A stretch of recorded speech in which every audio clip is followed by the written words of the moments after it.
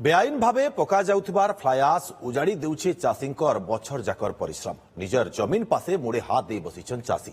खाली फसल नुहे से दूषित पानी लगी गृहपालित पशु भील असुस्थ हेउथिबार संगे स्थानीय लोकंकर देह उपरे भील प्रभाव पड़ुछे। सुंदरगढ़ राजगांगपुर देखबा रिपोर्ट। जेनठाने सुनार धानगढ़ झुलबार कथा सेनो आज पड़ीछे फ्लायास रो कला छाई। वर्षा पाइन संगे मिसी फ्लायास नयनाल देकिना पहुंचुछे चाष जमीन के और घाय के उजाड़ी देउछे चाषींकर बछर जाकर परिश्रम। सुंदरगढ़ जिला राजगांगपुर ब्लॉक मांडिया कुदार अंचल ने चाषींकर लगी काल साजिछे फ्लायास। केते आशा नहीं केते ऋण करी बिहन पकाइथिले चाषी हेले यादे फसल नुहे।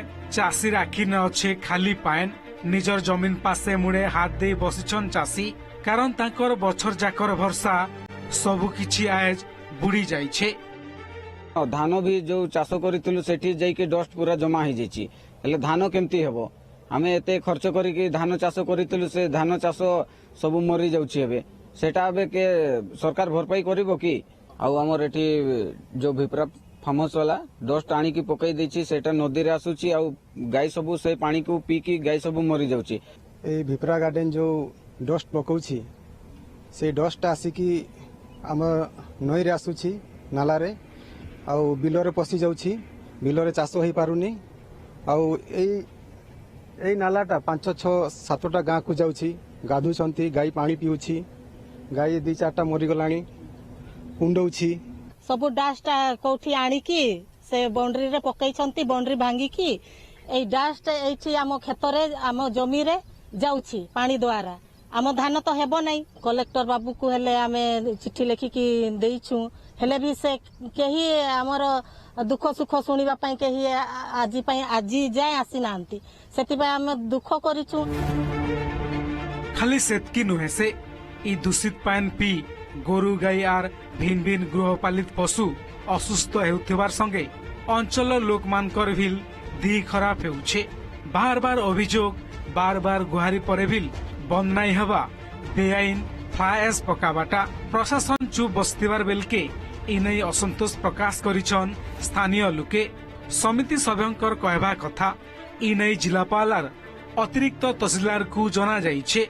अलगाडे अतिरिक्त तहसीलदार कहिछन तदंत परे क्षतिपूरण संगे दोषींकर विरोध ने एक्शन निया जिबा। जो नाଳ ମାଧ୍ୟମରେ ପାଣି ଯାଇକି ତାଙ୍କ ସବୁ କ୍ଷେତ ଯୋଉମାନେ ମାଡ଼ି ବସିଛି ସେମାନେ ମତେ କମ୍ପ୍ଲେନ୍ କରିଥିଲେ। ଏମିତି କଥା ହେଇଛି ଗ୍ରିଭାନ୍ସ କହିଥିଲେ। ମୁଁ ଏଟା ଆମର ତହସିଲଦାର ସାହେବଙ୍କୁ ଜଣାଇଥିଲି। ଆଡିସନାଲ ତହସିଲଦାର ସାହେବ ଜଣାଇଥିଲି। ମାନ୍ୟବର ଜିଲ୍ଲାପାଳଙ୍କୁ ଭିଡିଓ କରି ମଧ୍ୟ ପଠାଇଥିଲେ ତାଙ୍କୁ। କିନ୍ତୁ ବର୍ତ୍ତମାନ ଆଡିସନାଲ ତହସିଲଦାର ସେତେବେଳେ କହିଥିଲେ ଠିକ୍ ଅଛି ମୁଁ ଦେଖୁଛି କ'ଣ କାର୍ଯ୍ୟକାରୀ ହେଇପାରୁଛି କରିବି କିନ୍ତୁ କୌଣସି ପ୍ରକାର ଷ୍ଟେପ୍ ନାହାନ୍ତି। ଏବେ ଲଗାଣ ବର୍ଷା ଯୋଗୁଁ ପୁଣି ବର୍ଷା ହେଇଛି ପାଣି ପୁଣି ଆସିକି ପୁରା 10 ଫୁଟ 12 ଫୁଟ ମାଟି ମାନେ ଡଷ୍ଟ ପୋତି ହେଇଯାଇଛି କ୍ଷେତ ଯୋଉ ମାଡ଼ି ବସିଛି। ଆଉ ଏଇ ପାଣି ସେମାନେ ଗାଈ ଗୋରୁ ପିକି 2-3ଟା ଗାଈ ଗୋରୁ ମରିଯାଇଛନ୍ତି।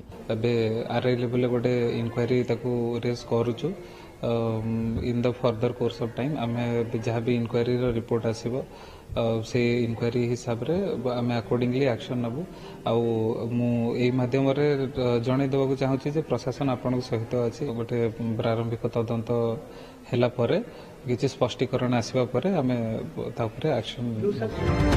चाषीर जमीन चाषीर जीवन आर से जीवन आज फ्लायास तले चापी हेई जाउछे। पेट पोषुथिबा जमीन विषाक्त हेउथिबार बेलके क्षतिग्रस्त चाषी को न्याय क्षतिपूरण दाबी होउछे। राजगांगपुर विश्वकेतन राय रिपोर्ट OTV।